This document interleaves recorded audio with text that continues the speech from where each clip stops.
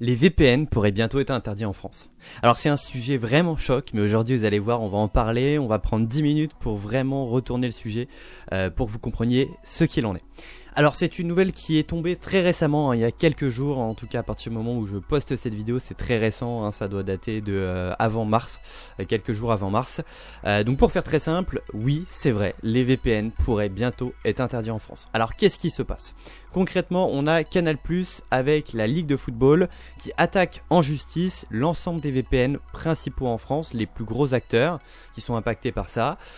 Pourquoi ? C'est très simple, l'IPTV illégal, globalement on va avoir des services qui sont illégaux, qui ne reversent pas les droits de streaming, donc les droits d'auteur, etc. de Canal. Ils vont proposer donc des personnes sur des plateformes bien spécifiques, donc de consulter des matchs de foot notamment la plupart du temps, d'où la Ligue de football, pour pouvoir les visionner gratuitement. Donc du coup c'est une perte pour Canal ainsi que pour ses investisseurs et les personnes qui détiennent ces droits. Donc aujourd'hui Canal+ a décidé en tout cas de répondre avec beaucoup plus de fermeté. Ça a déjà été fait en amont parce que Canal a fait bloquer certains sites d'IPTV illégal par le biais des FAI, donc en gros des opérateurs principaux en France, en l'occurrence Orange, SFR notamment. Donc ça a été mis en place déjà il y a plusieurs semaines, plusieurs mois. Aujourd'hui Canal en a vraiment marre, on peut le dire, et souhaite interdire les VPN en France. Pourquoi ? Pour faire très très simple, on va voir ça en quelques slides dans cette vidéo, vous allez comprendre, c'est très très simple. Alors, donc les revendications de Canal, donc c'est ce que je vous ai dit, il y a de l'IPTV illégal, donc concrètement du streaming illégal qui leur fait perdre beaucoup d'argent. Ils ont déjà bloqué donc avec les FAI donc tous ces fameux sites qui leur posaient du tort, mais malgré tout, en fait, les utilisateurs peuvent les utiliser quand même. Ils achètent un VPN, ils se connectent dans un autre pays et en étant en France physiquement, ils peuvent se retrouver, j'ai envie de dire digitalement parlant, dans un autre pays et donc accéder, parce que dans un autre pays ce n'est pas bloqué, donc accéder à ce fameux contenu bloqué en France. Et donc en fait ça détourne le problème, au lieu d'aller le visionner par des serveurs français, on passe par des serveurs étrangers, mais la finalité c'est qu'on a accès au match, on le paye pas, c'est magnifique. Je suis pas en train d'encourager ces pratiques-là, j'explique un petit peu ce qu'il en est, en détaillant un petit peu de façon un peu dynamique. Donc en gros, voilà pourquoi ils sont pas contents. Leur objectif aujourd'hui, ça va être d'empêcher donc les utilisateurs de pouvoir contourner en fait, bypasser le blocage des FAI par le biais d'un VPN. Donc qu'est-ce qu'ils se sont dit ? Ils se sont dit, on va regarder si juridiquement on a la possibilité de leur dire de whitelister, blacklister certains sites. En l'occurrence, c'est plutôt blacklister. En gros, ce serait plutôt, imaginons on a 10 sites, c'est de l'IPTV illégal. Vous êtes un fournisseur de VPN, écoutez, vous allez me les bloquer. Moi, ça me fait plaisir. Et puis la loi vous l'impose. Globalement, c'est ça. Donc le problème, c'est qu'en fait, ils veulent prendre le contrôle. Ils veulent prendre le contrôle sur, entre guillemets, déjà ce qui pourrait être la base du web, c'est-à-dire un web plus ou moins décentralisé. On peut contrôler une partie, mais on ne peut pas contrôler la totalité. Déjà qu'aujourd'hui, les blocages FAI sont quand même assez j'ai envie de dire costaud en termes d'impact, parce que c'est vrai qu'aujourd'hui les FAI ont beaucoup de pouvoir, ils peuvent bloquer un peu n'importe quoi sur bien sûr demande officielle avec des preuves, des dossiers, etc. Et moi je suis totalement d'accord honnêtement pour bloquer tout ce qui est illégal. Je dis juste que le problème c'est que jusqu'au moment où on va se rendre compte que l'illégalité est finalement très relative, et là ça peut poser problème. Moi je suis pas du tout encore une fois en train de dire tout ce qui est illégal, IPTV, téléchargement illégal, je n'incite forcément pas et je suis pas en accord avec ça. Mais je dis simplement que le problème d'imposer au VPN de bloquer ces choses-là, c'est que la neutralité du VPN, l'aspect initial de on vous délocalise une connexion sécurisée, mais on va pas s'amuser à regarder ce qu'il y a dessus. Et si on commence à regarder un petit peu les connexions de chacun, bloquer ci, bloquer ça, aujourd'hui ça va être Canal+ qui va bloquer de l'IPTV, demain ça sera le gouvernement qui va bloquer tel ou tel site parce qu'il ne correspond pas avec les valeurs du gouvernement français, j'allais dire de la République, mais globalement de la France en règle générale.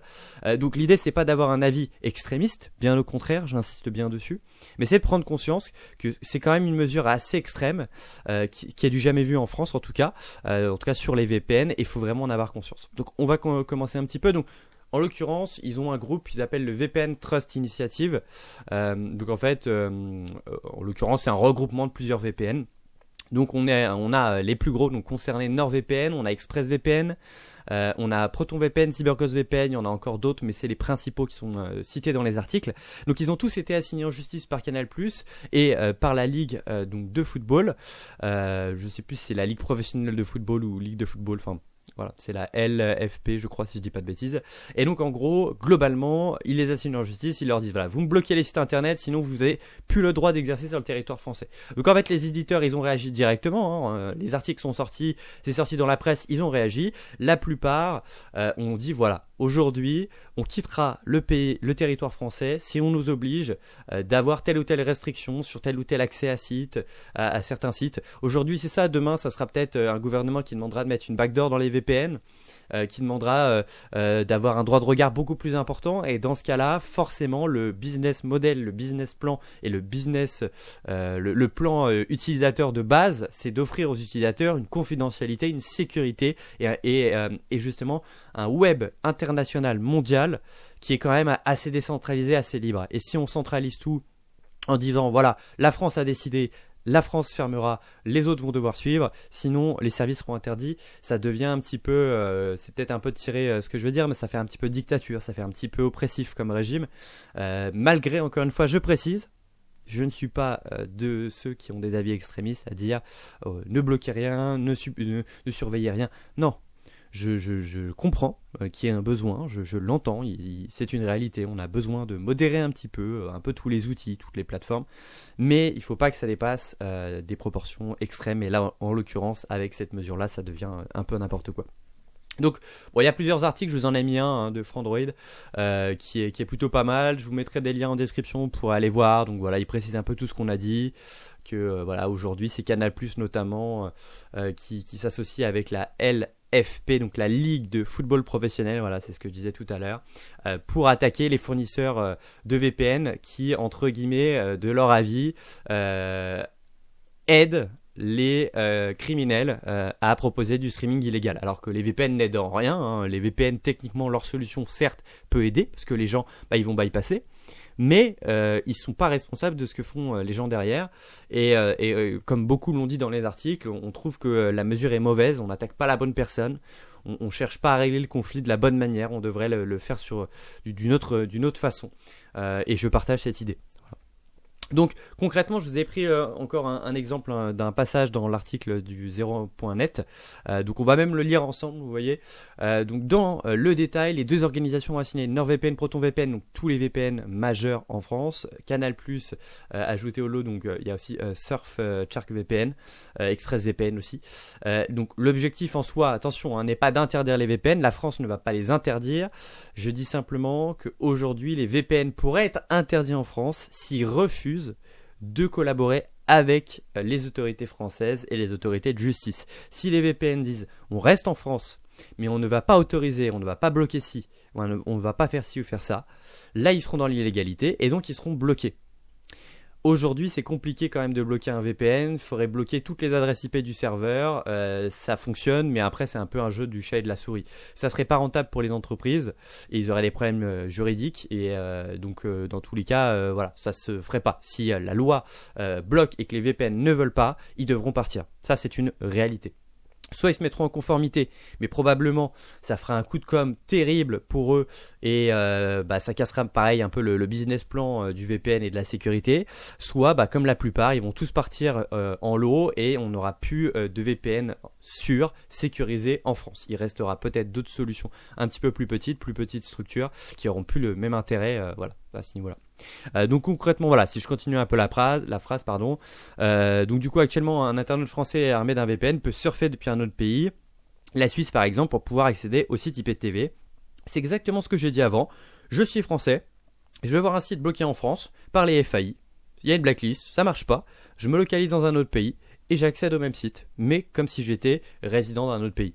C'est la base de l'utilisation d'un client VPN et eux, ça leur plaît pas, donc ils veulent bloquer ça. Donc le pire aussi, c'est quoi ? C'est qu'en réalité, en regardant en profondeur et encore une fois dans l'article 01net.com, on retrouve que Canal+ et la Ligue de football professionnel sont totalement a priori dans leurs droits. L'article 333-10 du Code des sports confère en effet aux détenteurs des droits la possibilité d'imposer toute mesure proportionnée.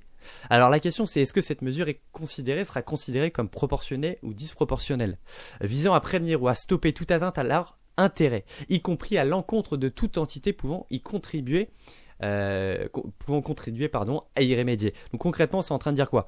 Tout ce qui peut, de manière proportionnée, viser, impacter en tout cas voilà, les détenteurs liés au code du sport, etc. Globalement, si ça a un impact dessus, toutes les personnes qui sont susceptibles de contribuer à ce problème, il faudra régler le souci. Il faudra mettre en place des mesures.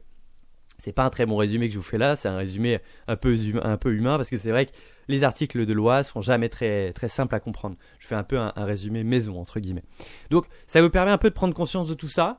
Et il faut avoir conscience que c'est les acteurs majeurs du marché et que si cette loi est votée, même les acteurs mineurs, entre guillemets si je puis dire, les plus petits acteurs, les plus petits éditeurs de VPN seront impactés. Il faut le savoir. À partir du moment où ça sera inscrit dans la loi, il n'y aura pas marqué que les grands VPN, il y aura marqué tous les éditeurs de VPN, point à la ligne. Donc en l'occurrence, CyberGhost, Proton, on peut tous les faire. Moi j'aimerais conclure sur cette vidéo. Déjà je vous attends dans l'espace commentaire. J'aimerais avoir vos retours, votre avis sur la situation. C'est vraiment d'actualité ce projet aujourd'hui. Cette mesure est en place, est en cours de traitement. À voir comment la justice va traiter tout ça et comment ça va avancer. Mais ça serait du jamais vu dans la France et même dans d'autres pays d'avoir un impact aussi important. Ça a commencé il y a plusieurs jours avec les actualités liées à Telegram. On a justement l'avancée de iCloud aussi en Angleterre. On a aujourd'hui cette nouvelle là en France. Jusqu'où ça va s'arrêter, c'est aussi la question qu'on se pose. Je précise encore une fois que mon avis il reste au plus possible neutre.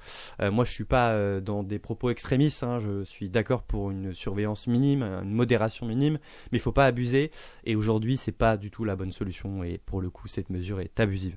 Donc un petit mot pour la fin, voilà, ne laissez pas votre vie privée reculer pour un prétexte qui est souvent illusoire, qui n'est pas vraiment là. Voilà, quel qu'il en soit, le prétexte, il faut vraiment pas se laisser aller. Et puis si c'est comme ça, les VPN quitteront la France et on ira utiliser des VPN en Suisse ou dans d'autres pays. Le pays le plus proche en Europe, ce qui pourrait être logique pour une souveraineté donnée européenne, ça serait de partir sur la Suisse, qui pourrait être le plus intéressant en Europe. Voilà. On en reparlera dans une prochaine vidéo. Merci de m'avoir écouté. N'hésitez pas à vous abonner et puis je vous attends dans l'espace commentaire.